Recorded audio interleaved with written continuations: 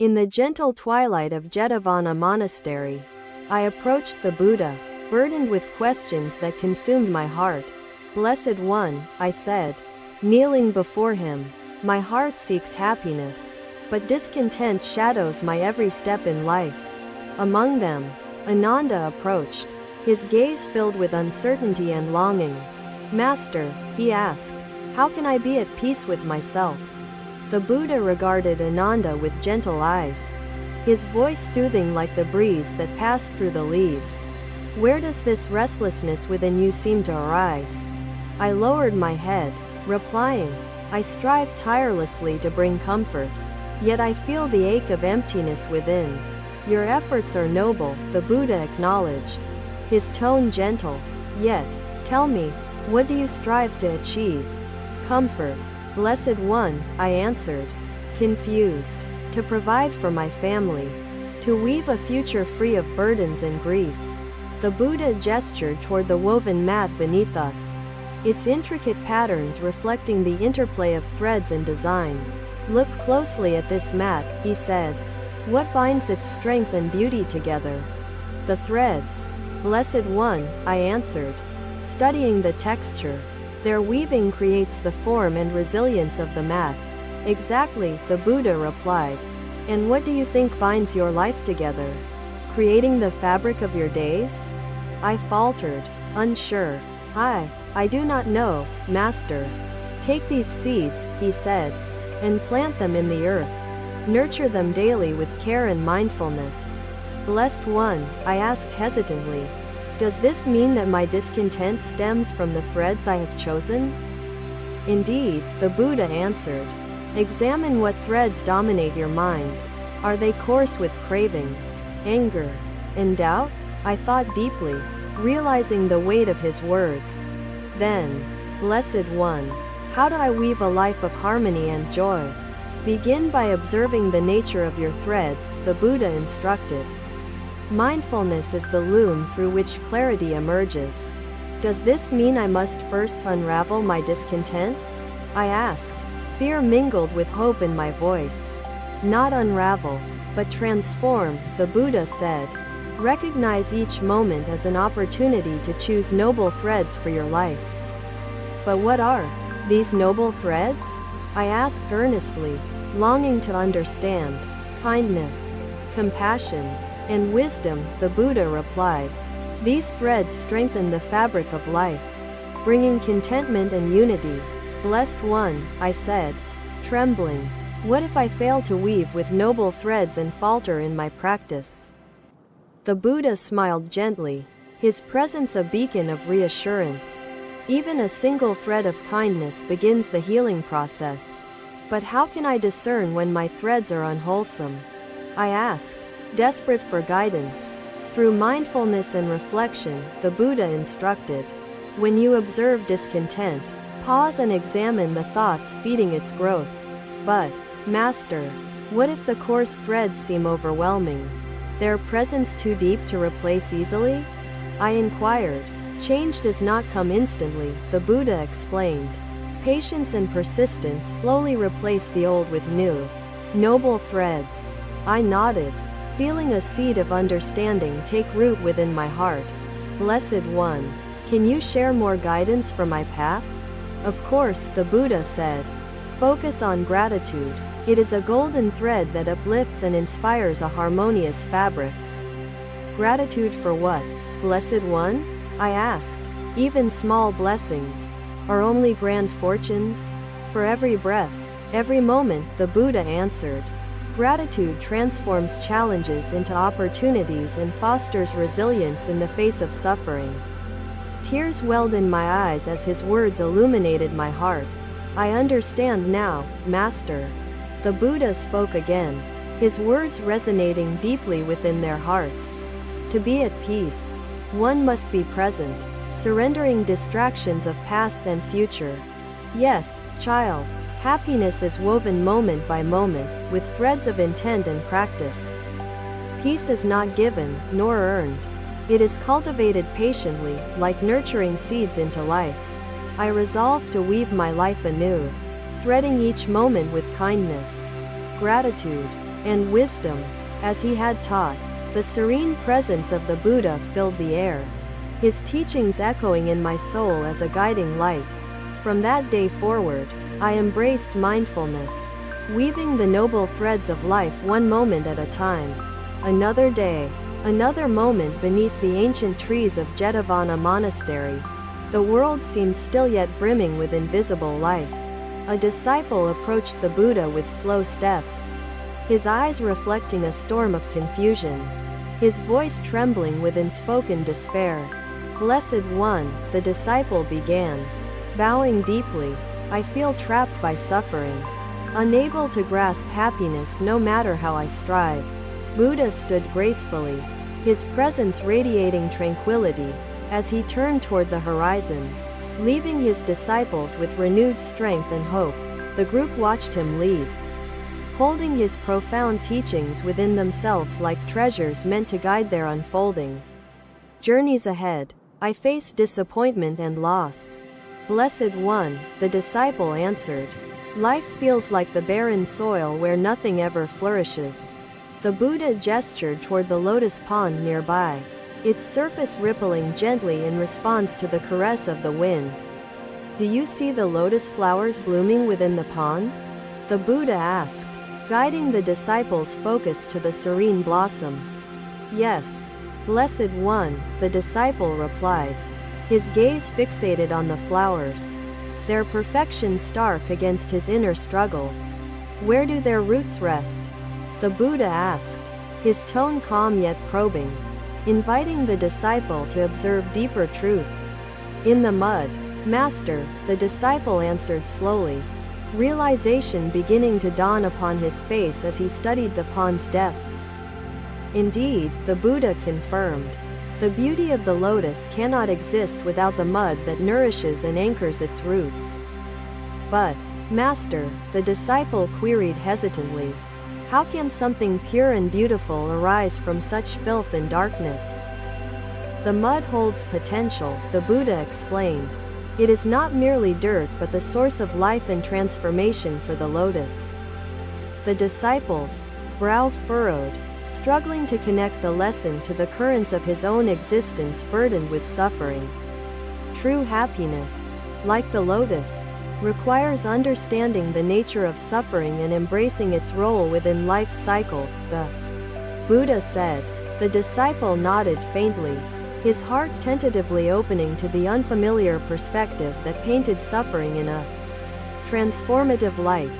"But, Blessed One," he asked earnestly, "how can I learn to see suffering as a teacher rather than a tormentor?"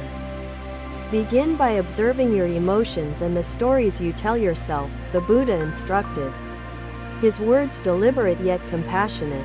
"When fear arises, question its roots. When despair appears, uncover the lessons hidden within its shadow," the Buddha elaborated. "Does this mean that suffering carries wisdom, Master?" the disciple asked, his voice trembling with uncertainty yet tinged with hope. "Yes, my child," the Buddha answered. "Suffering reveals the truths we must face to grow, evolve, and experience true peace. But, Blessed One, I fear the weight of suffering might overpower me before I uncover its wisdom," the disciple said. "The lotus does not bloom overnight," the Buddha reassured him. "Growth is a gradual process, nourished by patience and perseverance." The disciple pondered the words, his spirit resonating with the idea that endurance and mindfulness could transform his inner struggles. "Master," he said finally, "how do I practice embracing suffering without being consumed by its intensity and pain?" "By cultivating equanimity," the Buddha replied. "Equanimity allows you to face challenges without losing balance or clarity in your heart." "Equanimity?" the disciple repeated, seeking further understanding. "Is it simply the ability to remain calm amidst life's storms?" "It is more than that," the Buddha clarified. "Equanimity arises when you see life's impermanence and embrace its unpredictability." "Does this mean detachment from desires and expectations?" the disciple asked, attempting to grasp the essence of the teaching. Detachment does not mean indifference, the Buddha emphasized. It is the freedom to engage with life without clinging or aversion. But, Master, the disciple queried, how can I develop this freedom when my heart yearns for safety and stability? Recognize that safety lies in acceptance, the Buddha answered. Stability arises from cultivating inner peace rather than external control. The disciple's gaze softened as realization seeped into his consciousness, shifting his perspective like a gentle tide reshaping the shore. Blessed One, he said quietly, I see now that suffering can nurture wisdom, just as mud nourishes the lotus's growth.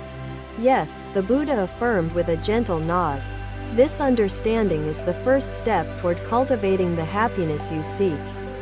But, Master, the disciple persisted, what if life's challenges feel unrelenting, with no end to the suffering in sight? Turn suffering into strength, the Buddha advised.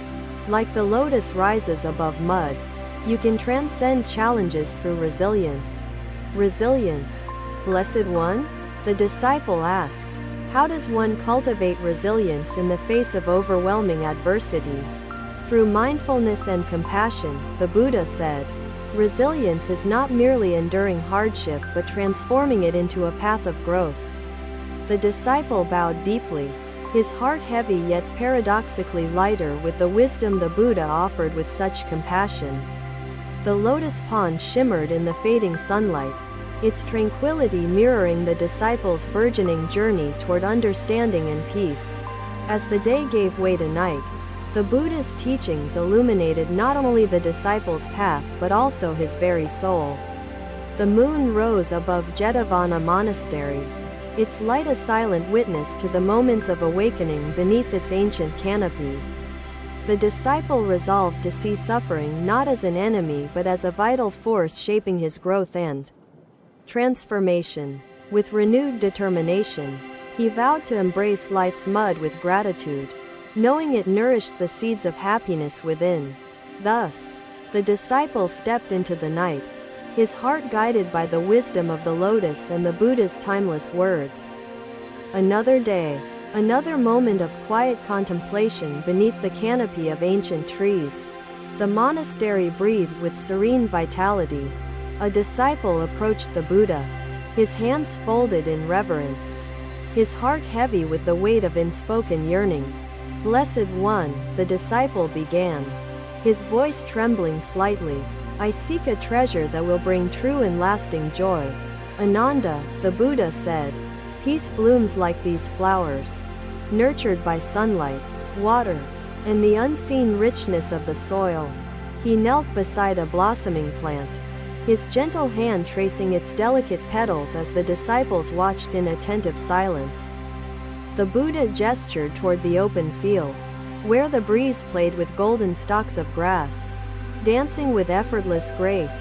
Tell me, child, the Buddha inquired gently, do the grass and wind seek treasures outside themselves to fulfill their existence? The disciple hesitated before replying, no, Blessed One. They simply are. They flow and grow as nature intended, without striving. Exactly, the Buddha said, a slight smile gracing his lips. And yet, their existence is rich with purpose and harmony. The disciple pondered the words, confusion lingering in his eyes. But, Master, how does this relate to the treasure I seek? The greatest treasure, the Buddha explained, lies not in external possessions but within your own heart, waiting to be uncovered. My own heart? The disciple repeated, his voice tinged with doubt. What treasure could possibly reside within something so ordinary? Compassion, mindfulness, and gratitude, the Buddha answered. These inner treasures shine brighter than gold and bring eternal joy. But, Blessed One, the disciple asked earnestly, how can I find these treasures when my heart feels clouded by doubt and desire? Begin by observing your thoughts, the Buddha instructed. Notice when they arise from craving, fear, or discontent, and gently let them go. Is it truly that simple? Master? The disciple queried, skepticism evident in his tone. Will letting go reveal these treasures? Letting go clears the clouds, the Buddha replied. But cultivation is needed, like tending a garden for flowers to bloom. How do I cultivate compassion, mindfulness, and gratitude, Blessed One? The disciple asked, eager for guidance on the path. How can I balance them? The Buddha gestured to a nearby tree, its branches stretching in various directions. This tree does not shrink from its form, nor does it dominate the grove. Mindfulness grows, he continued, through present moment awareness. Breathe, observe, and anchor yourself to the now, without judgment. And gratitude? The disciple inquired, his curiosity deepening. How does one nurture gratitude in the heart? By recognizing blessings, great and small, the Buddha answered. Gratitude transforms even simple moments into abundant treasures of joy. The disciple bowed, deeply, his heart stirred by the clarity and wisdom within the Buddha's words. I understand, Blessed One, but, Master, the disciple added, what if I falter on this path? What if doubt and desire overtake my progress? Do not fear faltering, the Buddha said kindly. Every step, even backward, teaches you and shapes your journey toward growth. The disciple felt a surge of hope as he heard these words. Is this the path to true and lasting happiness? Master? It is, the Buddha confirmed. Happiness arises not from possessing but from realizing the infinite treasures already within you. The disciple looked toward the horizon, the setting sun painting the sky with hues of gold and crimson. The beauty of the scene mirrored the light beginning to dawn within his heart, illuminating the treasure of his own existence. He resolved to walk the path, cultivating compassion, mindfulness, and gratitude, step by step, day by day. As night fell, the teachings of the Buddha echoed within him, a beacon guiding his journey toward true inner wealth. With every breath, he felt closer to uncovering the treasure in his heart, knowing it would bring lasting joy. And thus, the disciple continued forward, his soul imbued with the timeless wisdom of the Blessed One. He gestured toward the distant horizon, where the sky met the earth in a seamless embrace of unity and balance. Look beyond yourself, the Buddha said. Thank you for watching. Buddha's teachings are always with you. Subscribe to our channel and we will see you in the next video.